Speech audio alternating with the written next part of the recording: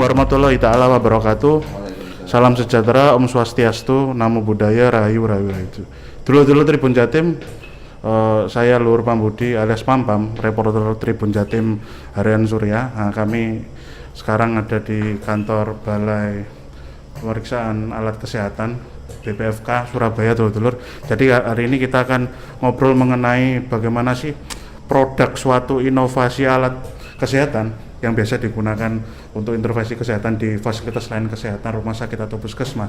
Itu ternyata sebelum digunakan oleh masyarakat harus melewati serangkaian tahapan uji keamanan agar tetap aman dan kemanfaatannya benar-benar dapat dirasakan. Dan hari ini kita akan ngobrol terkait tahapan-tahapan dari berbagai macam alat produk atau screening alat untuk memastikan keamanan produk inovasi alat kesehatan semacam itu bersama dengan Tri Dedi Setiawan, Ketua Tim Uji Produk Alat Kesehatan Balai Pengamanan Fasilitas Kesehatan BPFK Surabaya.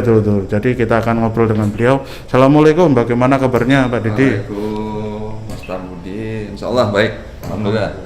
Alhamdulillah Pak, ini kami ingin ngobrol dengan jenengan, bisa silaturahim untuk ngobrol terkait tahapannya apa saja tuh Pak, kalau kita bicara mengenai ada suatu produk inovasi alat kesehatan yang nanti sebelum diproduksi massal dan tahapan untuk screening memastikan keamanannya dan benar-benar kemanfaatannya diuji itu bagaimana dan tahapannya apa saja tuh Pak, kalau boleh diulas itu ada berapa? Mas Pambudi, jadi peralatan kesehatan itu harus mengalami beberapa fase sebenarnya. Ini kalau untuk alat kesehatan sangat berbeda aturannya dengan alat industri. Karena di alat kesehatan ini peraturannya banyak sekali, baik perundang-undangan maupun peraturan dari peraturan Menteri Kesehatan. Nah, karena memang langsung berhubungan dengan manusia, otomatis tahapan-tahapan itu harus dilalui prosesnya, tidak bisa di-bypass. Karena setiap tahapan-tahapan itu akan melalui proses filtering dari produk itu sendiri. Jadi dari proses pertama itu kalau kita bilang siklus peralatan kesehatan, pertama kali sebelum alat itu dibikin kan yang bersangkutan tim produsen ini pasti akan meneliti dulu kebutuhannya apa, dalam tahun ini yang banyak dibutuhkan apa. Dia riset dulu. Setelah ketemu riset, dia lakukan hipotesa dari tim produksinya, dari pemilik prototipe, orang pabrikan boleh, akademisi juga boleh, monggo. Karena sifatnya kami adalah menerima siapapun itu yang melakukan riset untuk pengembangan peralatan kesehatan. Jadi hal-hal itu yang harus dilakukan. Kemudian bila mana sudah dapat prototipe itu sudah dalam bentuk unit, itu dibawa ke kami. Kebanyakan, saya bilang kebanyakan ini bukan syarat, tapi kebanyakan yang masuk di kami ini masih produksi alat kesehatan, memang banyak hal-hal yang harus ditambahkan. Karena kalau sudah masuk ke kami BPFK Surabaya, ini harus betul-betul fasenya itu ada 2 tahapan yang harus mereka penuhi, baik tingkat presisi maupun akurasinya. Seperti contohnya ini yang ada di belakang kan, ini ventilator. Ini asli produksi Surabaya dan ini sudah dari bulan Mei sampai sekarang. Mereka belum selesai diproses. Mei tahun berapa itu? Mei tahun 2020 ya, hingga saat ini hampir setahun ya. Hampir setahun mereka dikandangkan di BPFK. Jadi terus melalui tahapan-tahapan penyempurnaan. Karena riset itu seperti itu Mas. Jadi riset itu tidak bisa berhenti sampai di situ, sampai nanti memenuhi kaidah peraturan pasien safety. Pasien safety yang sudah kami berlakukan itu menjadi protokol standar nasional seluruh Indonesia. Nah ini embrionya dari BPFK Surabaya dan BPFK Jakarta. Yang lain masih masuk klasifikasi tipe B, karena BPFK itu cuma 2 yang tipe A. Jadi yang sampai saat ini informasi yang berkembang rujukan ada di BPFK Surabaya. Jadi kenapa kami intens dalam mensupport produk dalam negeri ini, sangat intens sekali. Bahkan kami bersedia membimbing karena kalau di BPFK Surabaya itu semuanya free charge, artinya kami pembimbing itu betul-betul bimbingan untuk digunakan untuk proses prototipe, pengembangan prototipe, demikian kira-kira. Kalau boleh tahu, ketika ada suatu alat inovasi, entah itu buatan dari akademisi kampus atau memang dari suatu kelompok komunitas yang benar-benar inovasi terhadap teknologi alat kesehatan, itu tahapannya ada berapa tuh Pak?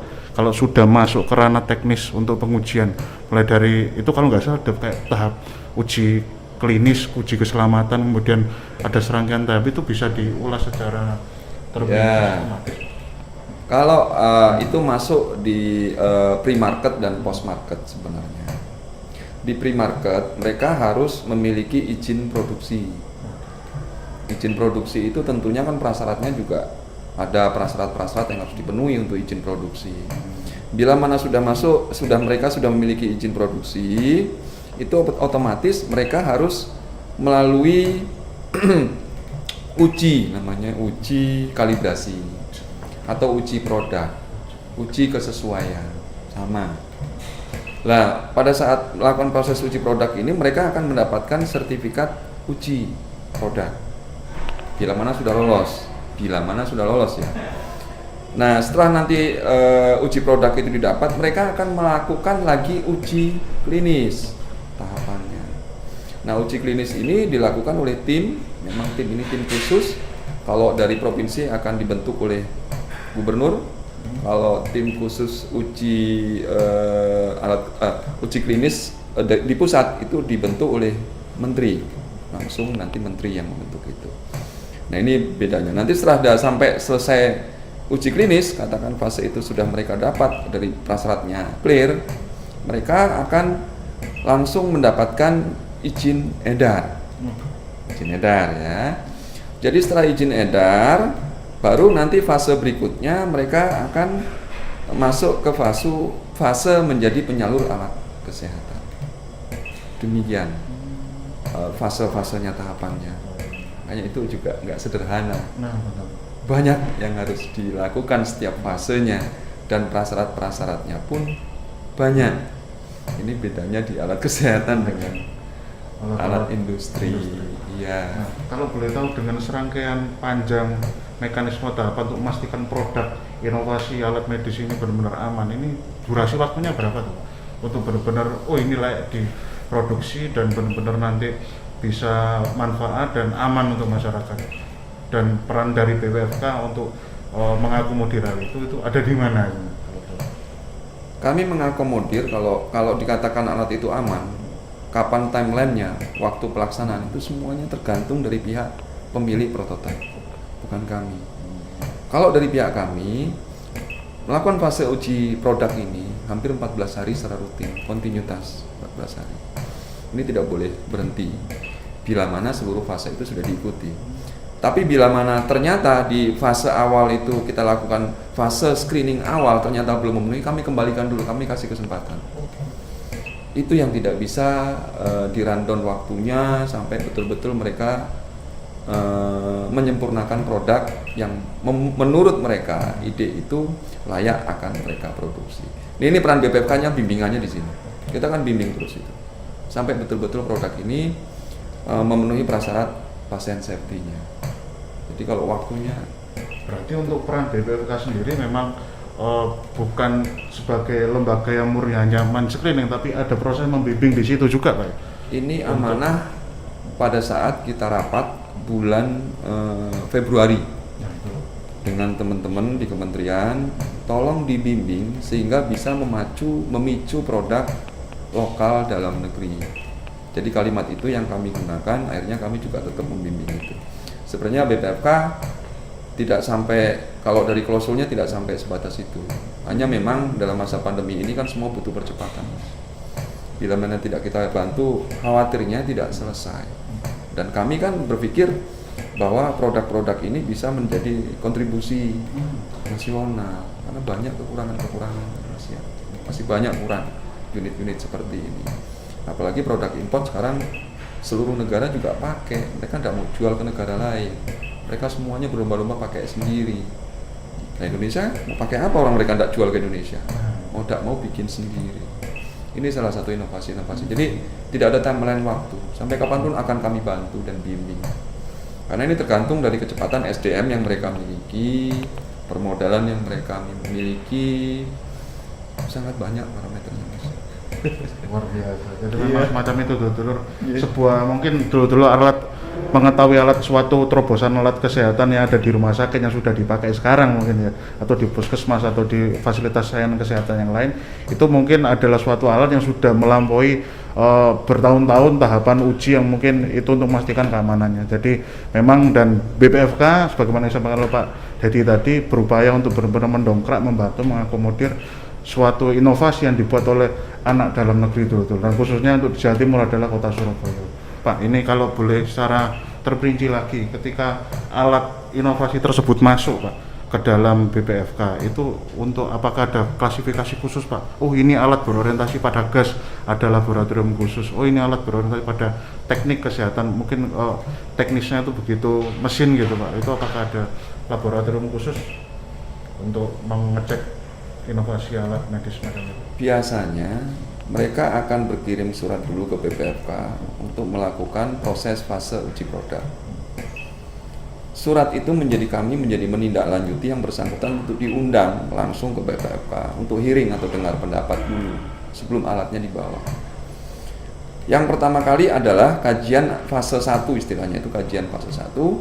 Itu saya pasti akan menanyakan ide dasarnya apa, sistem yang digunakan seperti apa, kemudian sensingnya menggunakan apa, kemudian yang diinginkan apa, apakah diagnosa atau terapi atau hanya sebatas screening.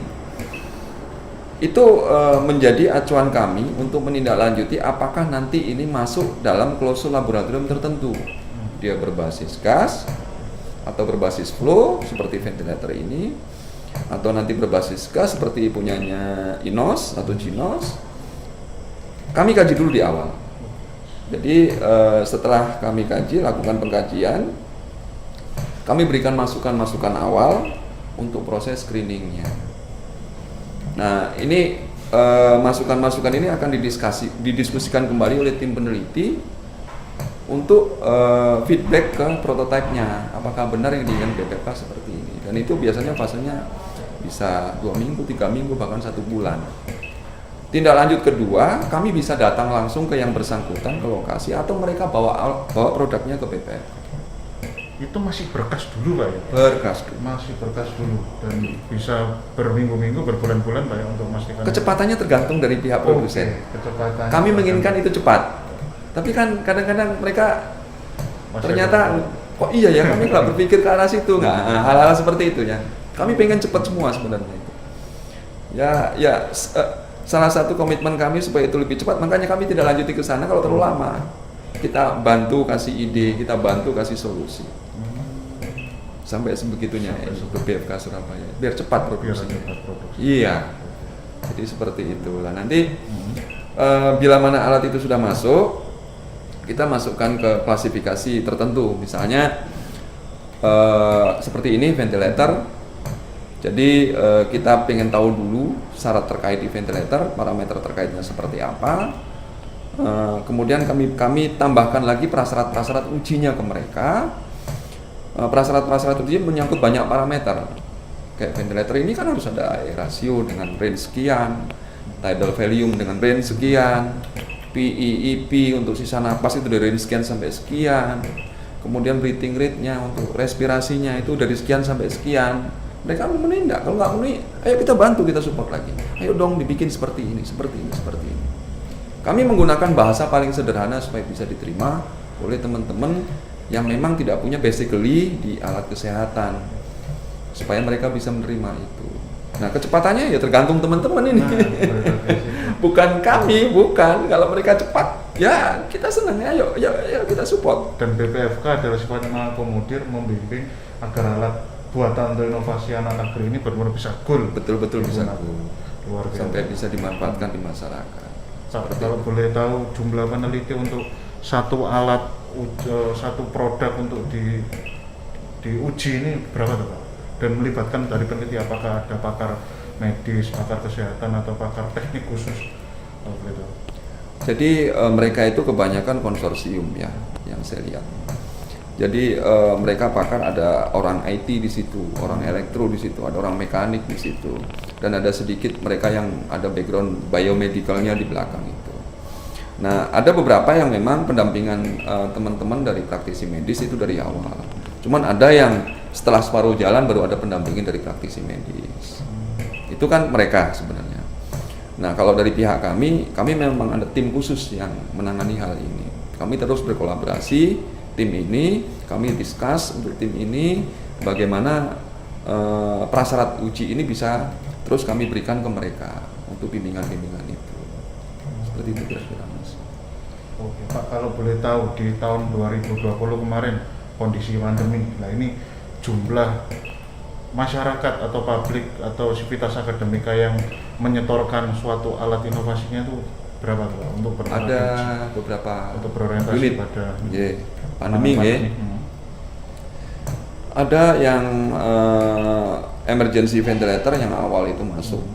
Emergency ventilator itu dari Jogja, ada yang dari Jawa Timur, ada yang dari Jakarta. Mereka bawa ke Surabaya. Nah, totalnya ada 9 unit yang prototipe yang dikembangkan. Itu bisa menjadi ya tambahan-tambahan hasanah lah untuk produksi dalam negeri 9 itu. Jadi ada yang di situ ventilator, ada pasien monitor, ada siring, ada ventilator ICU, ada Ginos. Ini yang kami lagi kaji di Inos ini lagi kami proses kaji ya. Belum sampai ke rilis. Karena kita juga harus ada riset dari tim ujinya. Apa yang akan kita lakukan proses-proses itu. Yang kami lakukan dalam hal ini semuanya kan berbasis standarisasi internasional. Ada yang berbasis ISO, ada yang berbasis IEC. Tergantung mereka berbasis apa, secara fisiknya, atau secara kimianya, atau secara biologinya. Nah, kita tinggal lihat, merefer ke standar aktual. Karena apapun itu yang kami berikan di sini itu bisa tertelusur, bisa dipertanggungjawabkan secara internasional, bisa dibawa kemana-mana. Seperti itu, Mas. 9 unit itu di tahun 2020 apakah memang sudah ada yang full atau sampai sekarang memang masih dalam tahap untuk pengujian itu? Ada beberapa yang goal, ada yang sampai saat ini masih dalam tahap pengujian. Ya. Lama ya. Jumlahnya berapa? Ada 9 unit. 9 unit itu yang goal? 9 unit sudah fase sini, fase BPFK. BPFK. Sebenarnya BPFK itu pada fase untuk memastikan bahwa alat itu aman untuk digunakan atau tidak aman untuk digunakan. Ada 2 hal Mas di sini. Mereka selesai uji produk. Setelah selesai uji produk kan masih prototipe nih satu nih. Digandakan menjadi 5 sampai 10 unit. Penggandaan ini kan tidak serta-merta akan sama dengan prototipe awal. Bisa berbeda sekian, bisa berbeda setiap. Nah, ini harus dilakukan kalibrasi lagi di BPFK. Nah, di kalibrasi ini kami sebenarnya kalibrasi itu cukup sederhana waktunya. Kalau memang clear. 1 jam, 2 jam selesai. Bila mana tidak clear yang namanya ini produksi lokal, kita bantu bimbing lagi. Bantu bimbing lagi di situ. Sampai betul-betul antara penggandaan cloning A, B, dan C itu semuanya sama. Karena ada yang masih handmade, ada yang produsen itu belum punya mesin cetak, karena baru 1 toh ini kan. Belum sampai tingkat produksi belum mereka. Baru 5. Nah, fase 5 unit ini nanti dibawa untuk uji klinis. Harapannya 1 unit untuk dipakai berapa pasien, 1 unit berapa pasien, nanti akan dilihat secara randomize datanya, nanti dianalisa lagi. Oh, ini probabilitasnya mendekati kandungan gas darahnya mendekati baik. Oh, ternyata ini tidak ada peningkatan kandungan gas darahnya. Itu masuk ke uji klinis.